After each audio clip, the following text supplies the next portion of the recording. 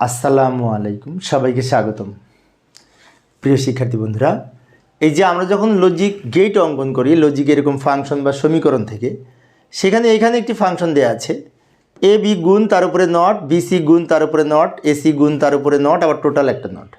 তো আমরা জানি গুণ করে মানে কি, গুণ করলে অ্যান্ড গেট, অ্যান্ডের উপরে নট মানে এখানে একটি ন্যান, এ আর বি দ্বারা একটি ন্যান গেট তৈরি করতে হবে অ্যান্ডের সাথে নট যুক্ত করে, বি আর সি দ্বারা একটি ন্যান গেট তৈরি করতে হবে, এ আর সি দ্বারা একটি ন্যান গেট তৈরি করতে হবে, অ্যান্ডের সাথে নট যোগ করলে তো ন্যান গেট হয়, তাই না? আবার সব ন্যান গেটগুলি মিলে টোটাল নটটা মানে কি, সবার শেষে এই উপরের নটটা কিন্তু সবার শেষে ব্যবহার করে আরও একটি ন্যান গেট তৈরি করতে হবে। তার মানে কি, এই সমীকরণে 1 2 3 4টা ন্যান গেট হবে, একই রকম গেট। দেখাচ্ছি আমি কিভাবে তৈরি করব। এ একটা ইনপুট নিলাম, এ বি সি তিনটে ইনপুট নিলাম। এবার এ আর বি গুণ হয়েছে না, গুণের উপরে নট মানে কি, অ্যান্ডের উপরে নট, ন্যান গেট। যে এ আর বি দুইটা মিলে গুণের জন্য অ্যান্ড গেট, গুণের উপরে এই নটের জন্য নট যুক্ত করে এটা ন্যান গেট হলো। বি আর সি দুইটা গুণ, এটা বি এটা সি, বি আর সি দুইটা গুণ করার জন্য এরকম অ্যান্ড গেট, অ্যান্ডের সাথে এই নটটার জন্য এখানে নট যুক্ত করলাম, এটা ন্যান গেট হলো। এ সি দুইটা গুণ হয়েছে, এটা এ এটা সি, এটা এ এটা সি দুইটা মিলে আবার গুণ হয়েছে, গুণের জন্য অ্যান্ড গেট, গুণের উপরে এই নটটা যুক্ত হয়েছে।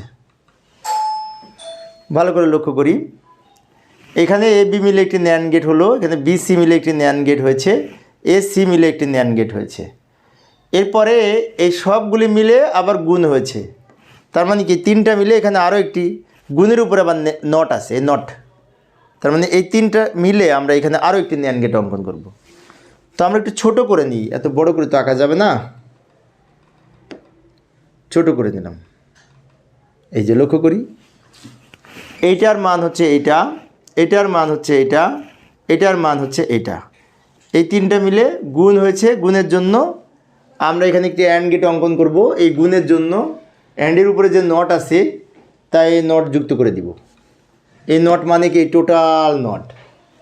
অর্থাৎ আমাদের যদি লজিক সার্কিট অঙ্কন করার সময় যদি দেখি যে লম্বা কোনো নট আছে উপরে, সবার উপরে, তো সেটা সর্বডানে আমরা অঙ্কন করব, সবার উপরে, সেই জন্য ওটা সবার মাথায় হবে। তো এই নটটা কিন্তু টোটালের উপর প্রভাব পড়েছে।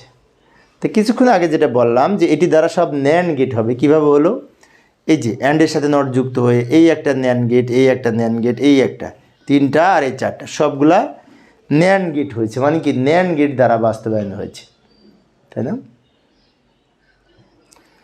তো প্রিয় শিক্ষার্থী বন্ধুরা, এই ছিল আমার আজকের আলোচনা। পরের ক্লাসটি দেখার আমন্ত্রণ রইল। খোদা হাফেজ।